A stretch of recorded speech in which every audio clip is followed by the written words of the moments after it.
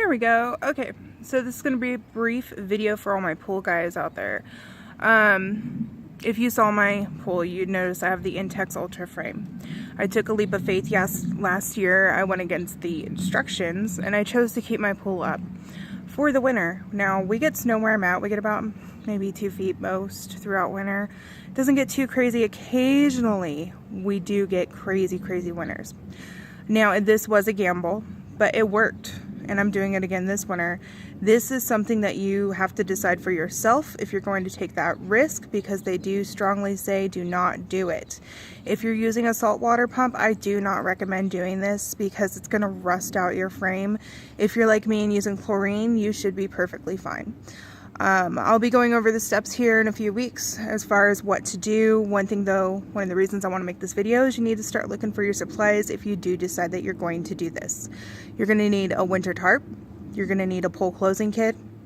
And then I actually buy something that worked for me last year. I bought an aqua pill. It's just this little floater thing in your pool to help keep the chemicals good for the winter. And then finally a pool pillow, especially if you're in areas like me where we do freeze.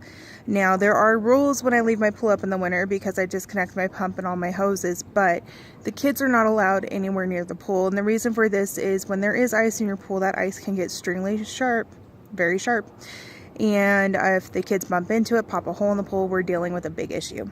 So again, this is at your own discretion. If you decide to do this, follow me and like and subscribe. And in a few weeks here, I'd say probably mid-September, I might be closing it down. What I wait for when I'm getting ready to close my pool is I wait for the temperature drops, because algae cannot grow past 60 degrees, which means less maintenance for me.